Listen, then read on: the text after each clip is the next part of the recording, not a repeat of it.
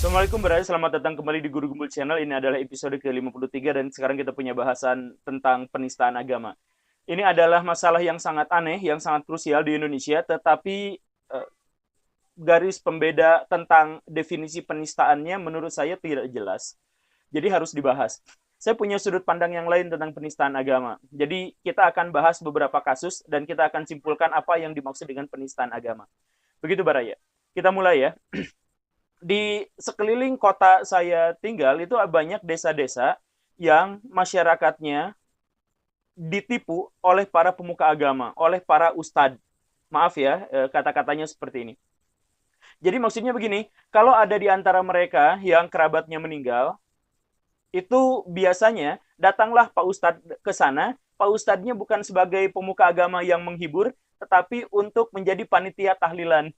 Jadi tahlilan itu ada upacara tradisional di Indonesia, bukan soal bid'ah atau tidak, tetapi si Pak Ustadznya itu langsung menawarkan, Pak, gini, kan kerabat Bapak sudah meninggal, kalau mau tahlilan, ini ada tahlilan paket 1 hari, harganya sekian, tahlilan 3 hari, harganya sekian, tahlilan 40 hari, harganya sekian, dan seterusnya. Jadi ustadz-ustadz itu malah menjadikan kemalangan yang menimpa keluarga itu sebagai ajang mencari nafkah. Karena dari situ nanti si keluarga akan dibebani berapa biaya untuk tahlilan, untuk upacara, untuk beseknya, untuk traktir makan orang yang tahlilan selama berapa hari, dan seterusnya. Itu bisa sampai habis puluhan juta rupiah. Di dalam Islam tentu saja tidak ada yang seperti itu. Di dalam Islam, kalaupun ada istilah yang namanya tahlilan, maka si keluarga yang sedang berduka itulah yang disumbang sama tetangga-tetangga di sekitarnya. Tetapi di Indonesia memang banyak ustadz-ustadz yang akhirnya menjual ayat-ayat agama, ayat-ayat suci untuk kepentingan nafkah dirinya dan kelompoknya. Ini ya saya mohon maaf, tapi ormas-ormas Islam atau MUI atau siapapun pemerintah, tolong tanggapi masalah ini sebagai sesuatu yang serius karena di Indonesia semakin banyak orang yang menjual agamanya, menjual dalil untuk dapat kepentingan pribadi. Menipu orang saja sudah jahat, apalagi menipu orang dengan agama. Nah, ini kalau kemarin di Indonesia ada pejabat yang sampai dihukum berapa tahun penjara gara-gara menista agama, maka ini menurut saya penistaannya jauh lebih besar karena ini demi keuntungan pribadi. Begitu. Dan itu di Indonesia, itu juga ada di seluruh dunia dan itu juga ada di agama manapun. Kalau Baraya lihat di awal tahun ini ada sebuah kasus geger di Afrika Selatan, seorang pendeta yang namanya Alp Lukau, dia bisa membangkitkan orang yang sudah mati. Jadi orang yang sudah mati, kemudian dia bikin atraksi, ini adalah mukjizat Tuhan Yesus Kristus, maka saya, ya, dan seterusnya begitulah seperti orang-orang ini ya. Lalu orang yang sudah meninggal itu bangun lagi. Katanya seperti itu. Itu adalah cara dia untuk mendapatkan harta kekayaan dari menipu jamaatnya. Jamaatnya hampir 100.000 orang di seluruh Afrika, dan dia dapat penghasilan 14 triliun rupiah. Dia punya jet pribadi, dia punya mobil yang super mewah, dia punya rumah yang sangat besar, dan seterusnya. Dan dia dapatkan dari mana? Dari jualan ayat-ayat Alkitab. Jadi ayat-ayat yang dalam agama Kristen disucikan sama dia itu dijadikan alat untuk mencari nafkah, untuk mendapatkan uang. Maka dia kemana-mana keliling ke Afrika, bikin mujizat-mujizat. Ada orang sakit, atas nama Yesus, sembuh lagi. Ada orang yang meninggal kemarin, bisa sembuh lagi. Kata dia seperti itu. Ya sekarang memang akhirnya diselidiki dan terbukti bahwa orang-orang yang sebelumnya dia sembuhkan atau hidupkan lagi itu adalah stafnya yang memang diplot untuk jadi pura-pura mati, pura-pura sakit dan lain sebagainya. Dan itu juga atas nama agama. Di Amerika Serikat, di Eropa, cara-cara orang Kristen seperti inilah yang membuat populasi Kristen menurun drastis di sana karena banyak penipuan katanya. Nah, tetapi di negara-negara berkembang, bahkan juga di Indonesia banyak kejadian orang-orang Kristen itu membawa nama agama untuk menipu jemaatnya.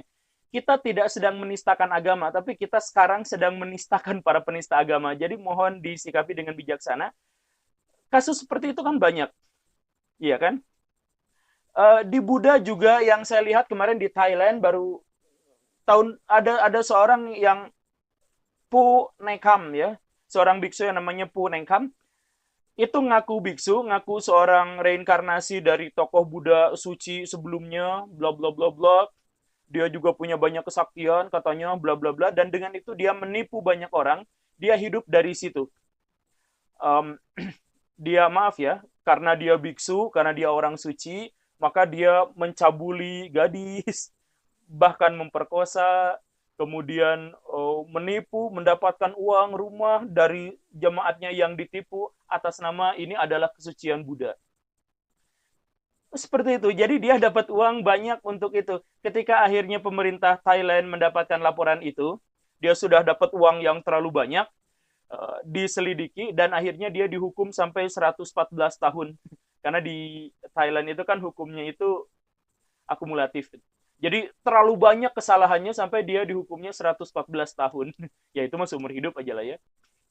Kita lihat contoh lain yang Hindu, dan waktu saya baca cerita ini pertama kali saya nangis banget karena ceritanya menyangkut seekor binatang, Gajraj, seekor gajah Asia. Waktu kecil dia hidup liar bersama keluarganya, hidup senang waktu masih kecil, tetapi kemudian dia diculik. Ibu, ayah, dan kelompoknya dipukuli, dibakar, dan seterusnya ditembaki. Dan si Gajraj kecil yang masih sangat kecil dibawa, diculik, disiksa habis-habisan untuk membuat trauma. Kan dia mau dijadikan, mau dijual untuk sirkus, untuk kuil gitu. Sudah disiksa, dibuat trauma, dibuat jangan pernah dalam pikirannya itu melawan pada manusia. Dia dijual ke sana ke sini, pindah tangan, sampai akhirnya dia disimpan di kuil Hindu. Bukan untuk ditolong, tapi untuk diperas tenaganya untuk dapat uang. Kuil Hindu itu dapat 7 miliar per tahun dari sumbangan yang orang kumpulkan dari upaya si Gajraj. Jadi Gajraj itu disimpan di samping patung dewa, patung Ganesha kalau nggak salah, sambil bawa-bawa ember. Jadi minta sedekah. Tiap hari dia seperti itu. Dia dirantai sampai umurnya 70 tahun. Sekarang umurnya 70 tahun dan dia dirantai selama 58 tahun tetap di tempatnya. Selama 58 tahun tepat di tempatnya, bahkan dia tidak bisa berjalan lebih dari 3 langkah. Di situ aja terus. Matanya sampai dibuat hampir buta, kemudian banyak sakit dalam tubuhnya, kakinya juga banyak yang, pokoknya mah dia sakit parah dan dehidrasi. Bayangkan selama dia gajah kecil yang atraktif, tetapi selama 58 tahun dia dikerangkeng seperti itu, hanya untuk mendapatkan sumbangan untuk kuil Hindu itu. Dan Gajraj bukan satu-satunya gajah di situ, tapi ada begitu banyak gajah di India yang diculik sejak kecil, kemudian atas nama agama, diperlakukan sangat buruk untuk mendapatkan uang, untuk menghidupi para pemiliknya dan kuil-kuil di sana.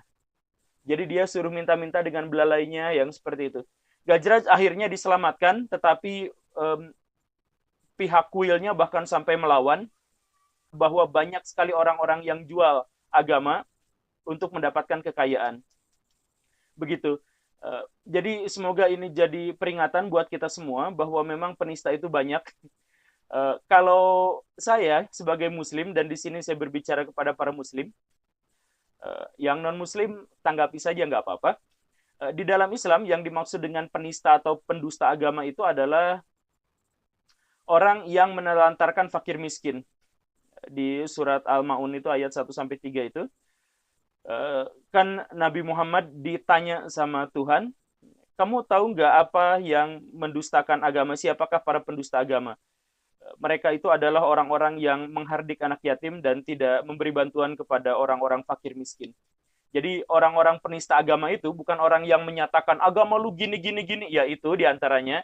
Tetapi yang paling penting adalah agama, para penista agama itu adalah orang yang hidup bergelimang harta, hartanya cukup, dia punya Rubicon mungkin, dia punya rumah mewah dan seterusnya, dia punya jemaat yang sangat banyak, tetapi dia membiarkan kemiskinan yang ada di sekitarnya tetap seperti itu. Itu adalah para penista agama, para pendusta agama, versi Al-Quran. Baik, Baraya, itu saja. Semoga bisa jadi peringatan dan pelajaran. Semoga bisa jadi introspeksi. Kalau mau komen, silahkan komen. Tapi yang santun ya. Ini channel perdamaian. Terima kasih. Silahkan tonton episode saya yang lain. Saya Guru Gembul. Assalamualaikum warahmatullahi wabarakatuh.